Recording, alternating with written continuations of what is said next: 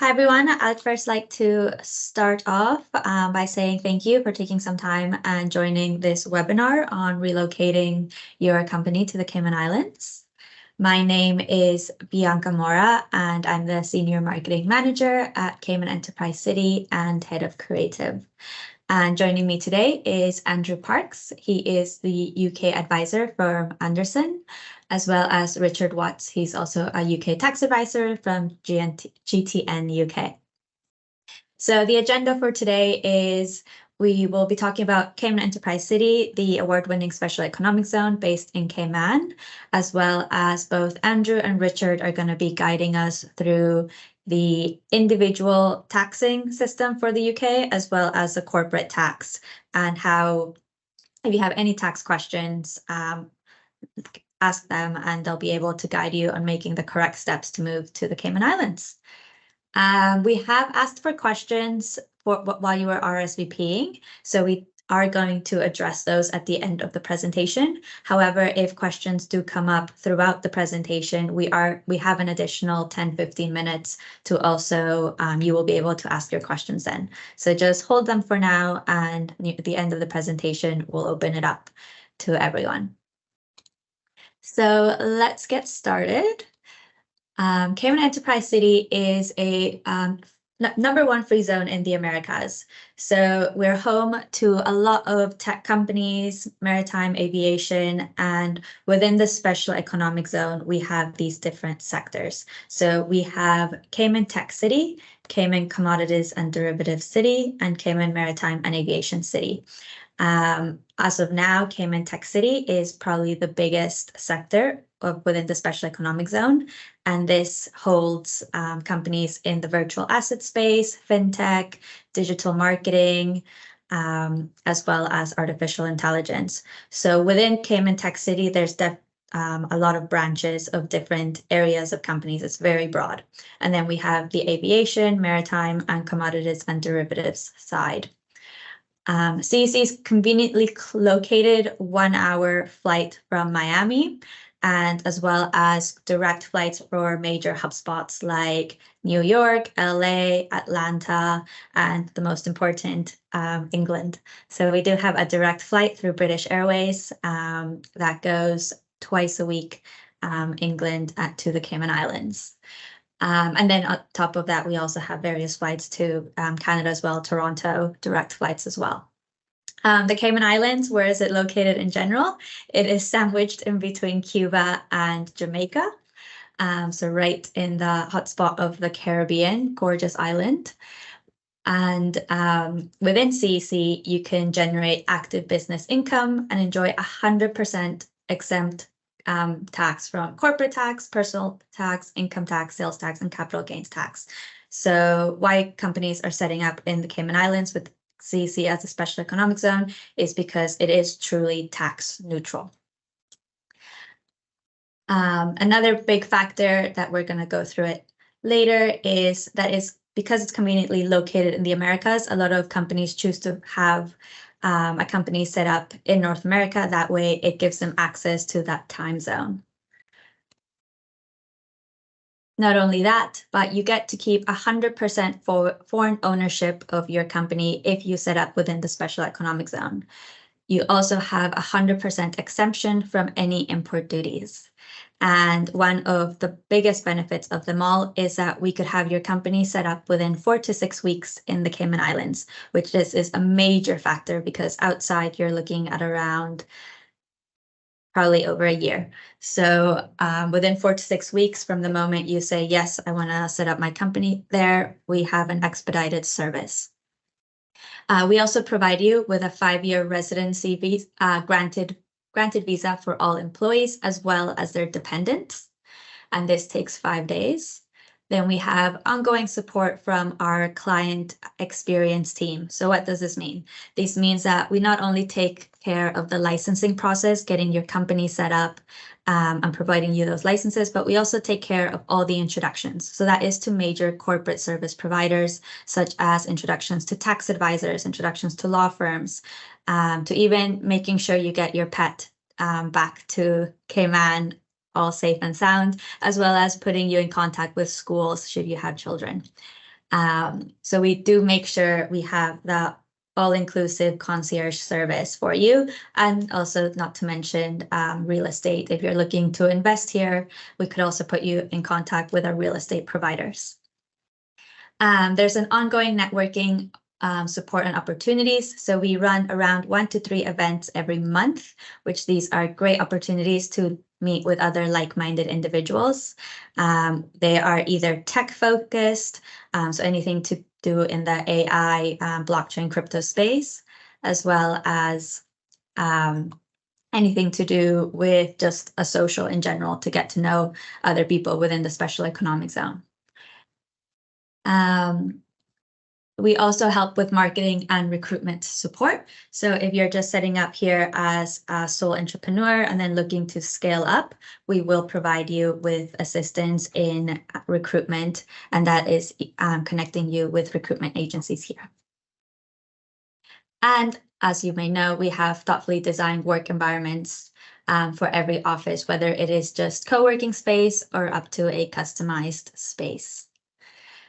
Now, why Cayman? So if the picture on the right doesn't quite sell you, we also have, it is a paradise of an island. It is cosmopolitan, very different to other Caribbean islands. It is also a British territory, so everything is to the same law as you guys will be used to. And you guys will also be pleased to hear that there's excellent schools and medical facilities. So here are another bit of more perks of why the Cayman Islands and why over 300 companies have chosen to set up their company in Cayman. So as mentioned, the Cayman Islands is a stable British overseas territory in which we do the British common law. And Cayman has a pro-business regulatory environment with no red tape, and it is one of the world's leading international financial centers. So here we have all the big fours, as well as tons of law firms.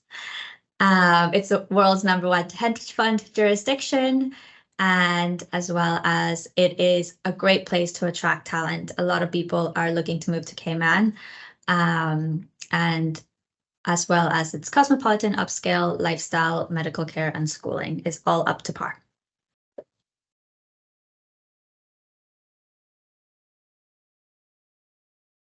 So to tell you a bit more about Cayman Enterprise City, we do take care of everything. So it's not just the business licensing process, but it is taking you through the whole experience of setting up a company in the Cayman Islands. So we do the licensing, the work visas. We offer you the custom design office spaces, as well as do all the telecommunications and setting everything up. So we're not just someone that will take you through the process of getting all your documents in a row. We will take you from step A to Z. And that is all bundled into our package services, which start in the co-working space from 14,000 USD a year. All right, so I'm now going to pass it over to the lovely, I believe, Andrew, you're to speak about corporate, correct? Yes, thank you, Bianca. Perfect. Hello, yes, just as a very quick background, I suppose full disclosure, I used to work for HMRC for nigh on 30 years, and for a number of those, I was the HMRC's sort of expert on central management and control company tax residence. So which in a way though is not saying a lot, because it in some ways it's quite a simple subject. If a company is incorporated in the UK, then it's tax resident here. There are some exceptions, but we don't need to worry about those. Or if you're not incorporated here, then you're tax resident if your central management control is in the UK. So that's generally the level of control exercised by the directors at their board meeting, or by, well, your directors at the board meeting. If there's just one director, then when he's talking to himself. But then it is also a question of fact, and that's something that HMRC do look at. If there's a shadow director, if there's a power behind the throne, then they'll look for that. But generally, I'm saying it's a simple subject. The person who's supposed to be in charge is But that's only for non-UK incorporated companies, because if you're a UK incorporated company, then you're tax resident here.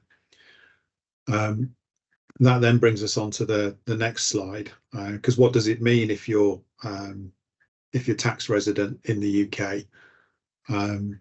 So Bianca, if you could just move down to the next slide. Thank you.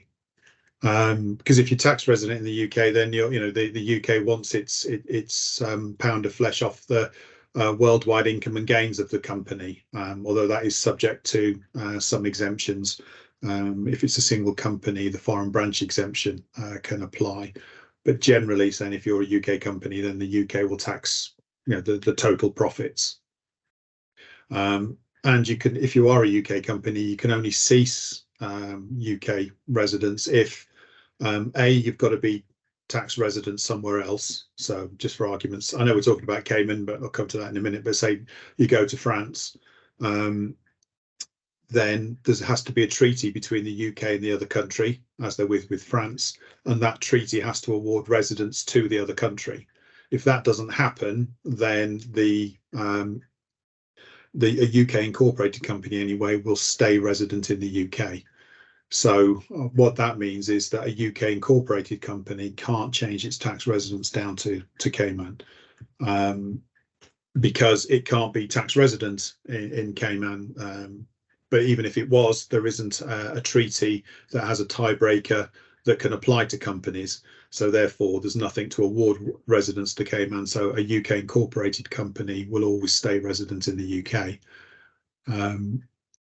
It's slightly different from a non-UK incorporated company. Quite a few people would have, say, a Jersey incorporated company that's residents in the UK via central management control. That can always leave by just stopping to have your central management control. So you were having your board meetings in the UK, you could then have those board meetings in Cayman, and move your Jersey company at least out of the UK. We need to see whether it went back to Jersey, but it could come down to Cayman. The only thing is with that, if a company leaves the UK, then there can be an exit charge. What happens there is the rules say that the company must sell all its assets, or is deemed to have sold all its assets the moment before it leaves, and then it pays tax on any gains. So one of the ways to sort of deal with this is, just if you're moving to Cayman, just leave your UK company alone, leave it at home, as it were, and start again. Get a new company in Cayman, start with that. But that in itself can have issues, as you need to work out what's happening with the old company and any transfer of assets between the two. But that's probably going to be easier than continuing your UK company in Cayman, because that's still going to be liable to UK tax. And that, I think, allows me to hand over to Richard. Thanks very much, Andrew. Yeah, just from my side, so whereas I specialise in personal taxes for individuals moving around the world, including many clients in Cayman and other tax-free jurisdictions. So just a little bit on the personal side, because even if you follow Andrew's advice and opt to set up a new company in Cayman and deal with those transfer of assets from a corporate tax side, the benefit of being in Cayman is only really going to be realised to you personally if you can become non-tax resident in the UK. Now, Cayman is famous for not really having too much in the way of tax for individuals. There's a couple there: stamp duty on property purchases, import duty on most goods, but obviously no income withholding taxes, no wealth taxes, gifts or inheritance. No corporate tax. So, I mean, some of our clients are looking at moving at various jurisdictions, and the UAE has famously, as well publicised, introduced corporate tax from the start of June at 9%. So Cayman is now a slightly better location from a tax perspective than Dubai, for example. But effectively, if you're a UK tax resident, on a personal basis, you're going to be liable to worldwide income. So similar to the company issue, but you personally, in respect of money you take out of your company or earn in Cayman, will still be liable to UK tax if you're a UK tax resident. So if you spend time back and forth, but you're still a UK resident, the UK wants to see everything on your self-assessment tax return at the end of the year. And then what normally happens if people are dabbling around and they're resident in the UK and another country is you won't pay tax twice. In most cases, the UK will allow a credit for taxes that relate to earnings performed in another country. But of course, Cayman doesn't have any tax, so there's not going to be any foreign tax credit. So the UK is effectively going to keep everything if you remain a UK tax resident whilst generating income in Cayman. As Andrew said, the tax treaty between UK and Cayman is a bit different than many other countries. So if you were dual resident from a personal basis, so if you're tax resident in the UK and resident in Cayman at the same time, the UK will take the upper hand and will still want to tax everything in the UK. So what does that really mean? Well, the benefits of being in Cayman are going to really arise if you can break that UK tax residency from a personal perspective, which then ensures that you're liable to UK tax on UK source income only. So if, for example, you've got rental income from a UK property, interest or dividends in the UK, you'll still have to report those. But if you're generating income in Cayman or any other location outside of the UK, you won't have to declare that to the UK authorities. A couple of little tails that attach to that, in that capital gains can follow you for up to 5 years if you're not absent for that long on UK assets, as well as dividends from your own company that you pay. Again, you'd have to potentially be out for 5 years. But in most cases, the non-resident status is what you're going to be looking for to take those advantages of the tax-free status in Cayman. Just a quick thing on inheritance tax. Global assets are still core, even if you're non-resident, unless you're non-UK domicile, which is basically not born in the UK. Very hard to break a domicile. So again, there's quite a bit of planning in terms of your UK or global assets for inheritance tax. Yep, thanks, Bianca. If you can just scroll down to the next slide, that'd be great. So just the main key things here really are, okay, how do I claim non-UK tax residency if you're currently in the UK and you want to take advantages of the tax-free status? There's a couple of different ways. There's an automatic non-residency. It's not as simple as just spending less than 183 days in the UK, unfortunately, which a lot of people assume is the case. UK has a statutory residence test, and HMRC manual, I think, is now 105 or more pages. Complicated. But it does mean that if you follow the rules correctly, you can guarantee to get this non-resident status without it being overruled by HMRC, which is great. It's just a question of making sure you're limiting the days back in the UK based on whatever test you fall under. A couple of ones, less than 16 days in the UK in a tax year, you can be non-resident. So if you leave the UK and you don't really spend much time back, that's going to be fine.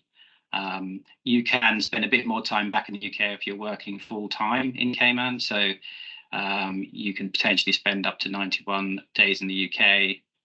It's almost no more than 30 are spent working, but you have to be working full time in Cayman. So if you're just moving to do something else or play with investments or retire, then that rule won't apply to you. The other test, if you don't meet the automatic tests, is a ties test, which basically says that the more connection factors you have to the UK, the more time you have to spend out of the UK to be a non-resident. So the ties, if anyone's interested in finding out how many ties they have to the UK, it's quite a simple process to look at in terms of whether you've got accommodation in the UK, family still in the UK. There are various ties, and that will tell you whether you need to be outside of the UK for certain periods of time. Quite common that you can spend normally up to about 90 days or 3 months in the UK, depending on ties. And the less ties you have, you'll get up to that magic number where you might be able to spend sort of 182 days in the UK as a non-resident. But it will take a few years to get there if you're moving from the UK, because you'll already have those ties that you need to give up. But it's possible to plan for this. And we always say to people, planning is the key. How to break non-UK residency, how many days can I spend back in the UK without accidentally becoming UK tax resident again, tracking those days and just making sure you don't accidentally breach that number, because as going back to that first slide, if you're a resident of the UK, UK is going to want to tax everything. So it's absolutely key that you keep under that threshold of numbers, claim the non-resident status and maintain that in the UK, and then take advantage of all of the planning. And I actually have some personal experience with this. My daughter has just actually come back from 2 years in Cayman as a teacher. She did spend long enough outside the UK, and I did certainly tell her how many days she could spend back in the UK and visit us. And unfortunately made a couple of trips out there to visit her, which was obviously part of the tax planning. And you know, she was quite easily managed to break that tax for residency. So it's not that difficult. And potentially also to split a tax year, so you can be non-resident from the day you leave the UK and only resume resident when you come back in, even if it's part of the way through a tax year. So it's not too complicated. It's just it just needs that little bit of planning and very, very careful to track days back in the UK. But otherwise, it's based on facts and circumstances, actually quite easy to do. Certainly much easier to do that from a personal tax perspective than a corporate tax if you've got a UK company. So I wouldn't let that put you off. We've got who have moved from UK to Cayman, are spending up to the maximum days back in the UK with no problem at all. It's just something to be aware of and make sure you plan correctly. If your circumstances change and you come back to the UK early, again, get the advice before you come back to the UK, because if it's a case that you need to stay out a few more days or go on holiday for a couple of weeks and to avoid paying back payment of taxes for a year, you know, you can plan for that. We've got quite a few clients in that situation who have come to us and said, you know, how can I come back to the UK? And we might have said, well, you can't come back till 6th of April unless you want to, you know, repay taxes to the UK. But you know, it's a simple process as long as you plan for it and seek that advice, really. So that's pretty much everything I've got to say on the personal tax. It's quite complicated, and as I said, the manuals are so long. But if you've got any questions, please do feel free to ask us, and we'll be able to give you some information on how many days you have to be out and how many you can spend back visiting the UK without breaching those rules.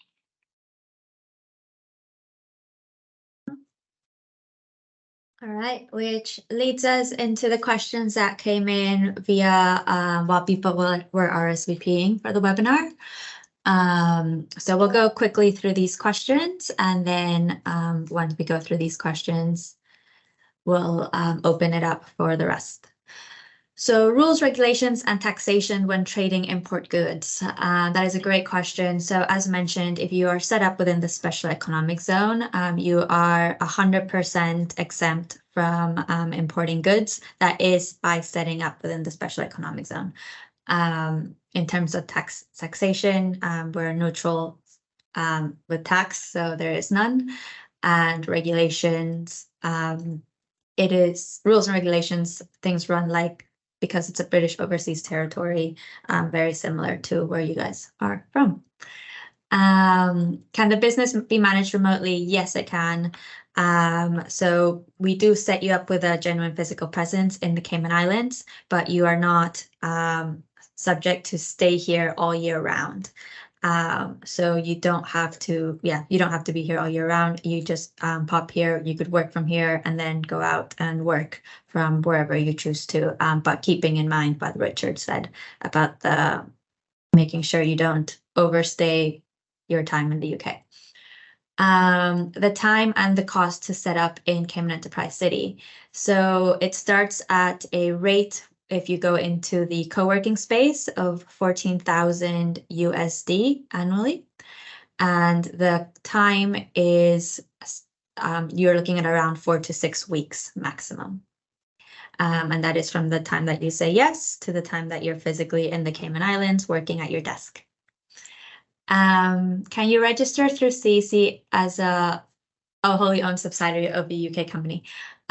This one, I know the person that asked it, so I will reply. It is a bit of a longer answer, so I will reply separately to you. And then can you discuss the difference for a Canadian company versus a UK company when setting up in Cayman?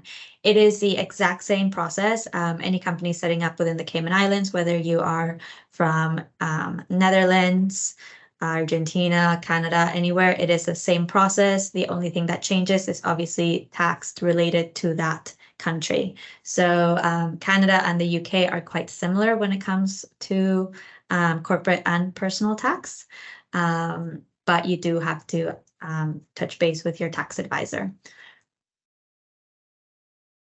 What is the most cost-effective way to begin that transition over to Cayman? The smallest entry point to buy into. So that would be our open co-working space. And that again is starting at 14,000 USD. And one thing about Cayman Enterprise City is if you are starting with one person and then you decide to scale up, that is totally fine. So you pay as kind of you grow. There is no bounding contract. Number 7, what are the UK tax implications for shifting company headquarters to Cayman? Will the founder's shares be considered a sale to the new entity and be taxed, leading to a large personal tax impact to founders? I think that was sort of answered during the presentation, but Andrew, I don't know if you want to add anything more to that.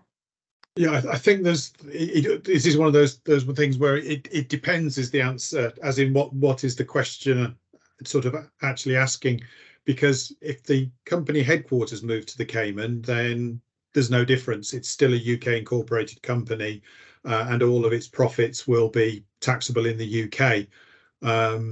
If they're talking about moving say you leave the UK company as a subsidiary of a new Cayman entity, then it'll depend on what's happening. I mean, I'm straying into Richard's area now, but if you've got your shares and you do a share for share exchange into the new parent company, then from the UK's point of view, you'd probably get relief. But if you've moved your residence to Cayman, so you move to Cayman, you set up a new Cayman like parent company that buys the UK subsidiary, then if there is a gain, providing you're not resident in the UK, then it shouldn't be taxed in the UK.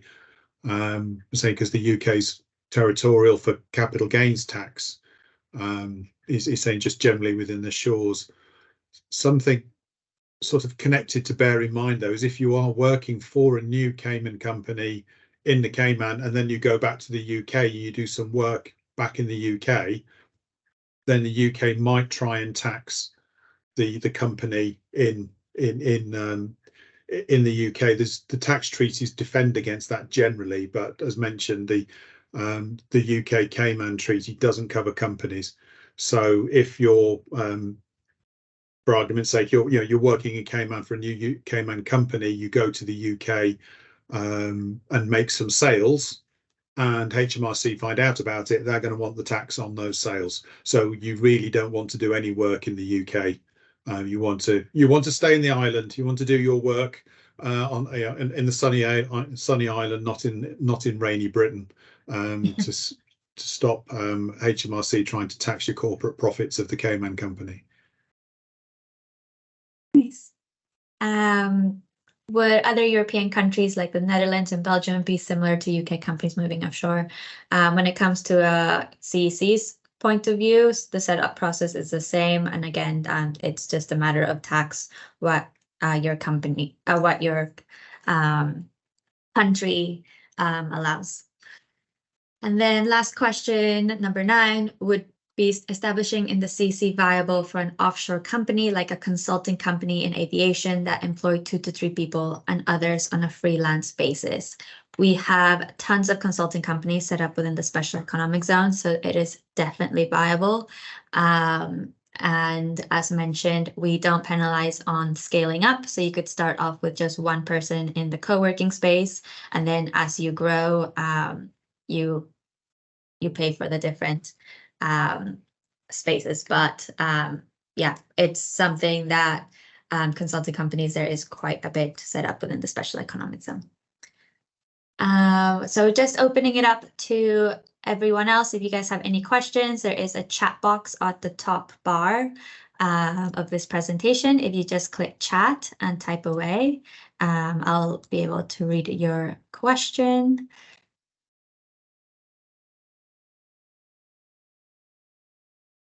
And if there is, while we wait for questions, I will also be following up with an email after this of the presentation slides.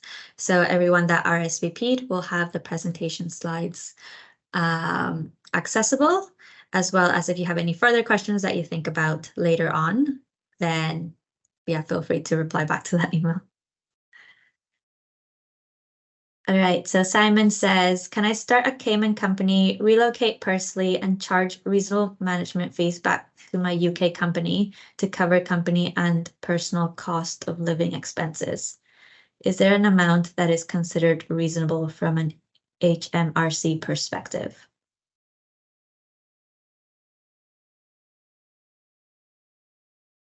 Right, Richard or Andrew? So from a CT, from a corporation tax point of view, then the answer, as with most things, is it depends. So, and what you would need is the amount paid would have to be for the UK business. So if you're making a reasonable charge back to the UK company for activities you're actually carrying out on behalf of the UK company, then that should be fine. But we need to look at the exact circumstances to give a definitive answer. Just to add a little bit on the personal side, I mean, one of the things, as mentioned, is if you're working in Cayman, you're non-resident in the UK, and you're extracting money from either a UK or a Cayman company, then you wouldn't be liable to personal taxes. But if you are spending some working days back in the UK for the benefit of a UK company, then those days, even as a non-resident, could still be potentially taxable. So if you have earnings, personal earnings, could be liable to income tax in respect of UK work days, which is another sort of issue, which is partly if you're becoming non-resident on one of the automatic tests for full-time work abroad, you'll want to make sure that you're spending less than 30 work days back in the UK and less than 90, no more than 90 days in total, which a lot of our clients are doing. So generally speaking, anything that involves working back in the UK as a non-resident, you probably need to get some advice on that, just to see if there is any personal as well as corporate tax issues of doing that. Obviously, if you can keep that to a minimum, then that's normally the best answer.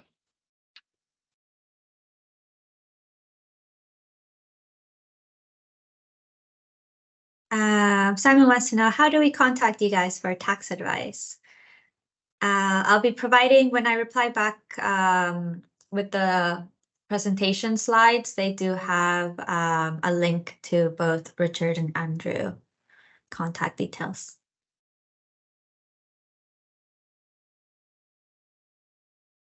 And then I see Liz is typing away.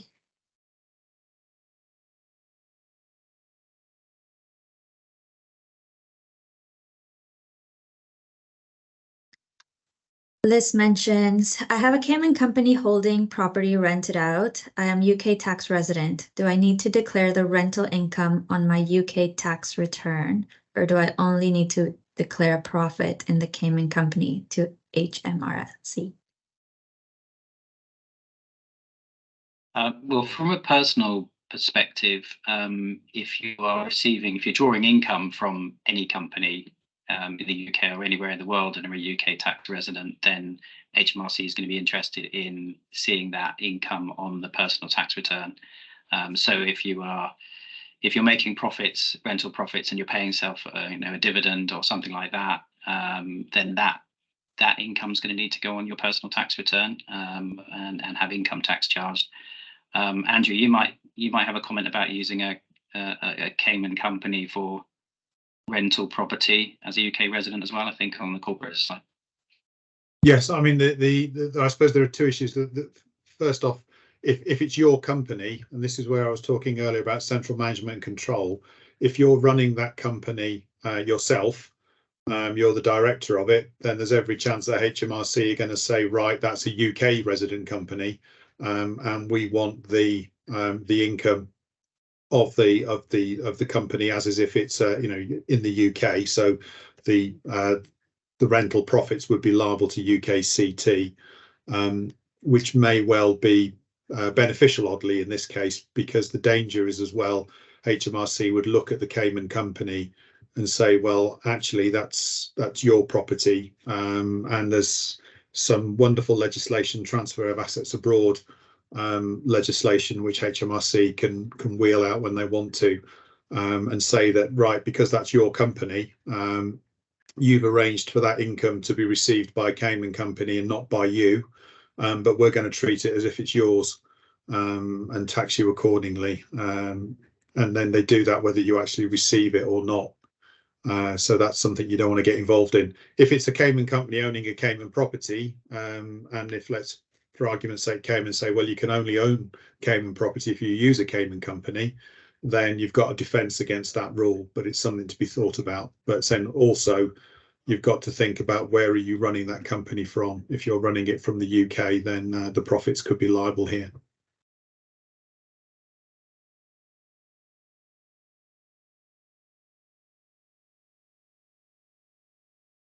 Okay.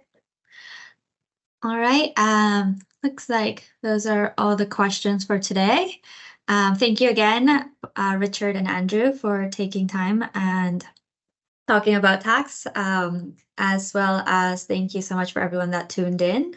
I'll be replying back shortly with the presentation. And again, if you have any further questions that come up, just email us back. Hope you have a great rest of the day and enjoy the rest of the somewhat kind of hot summer in the UK. Hopefully we'll see you down here soon. Thanks, Bianca. Yeah, sure. All right. Thank Thank you you. very much. Bye. Thanks, everyone.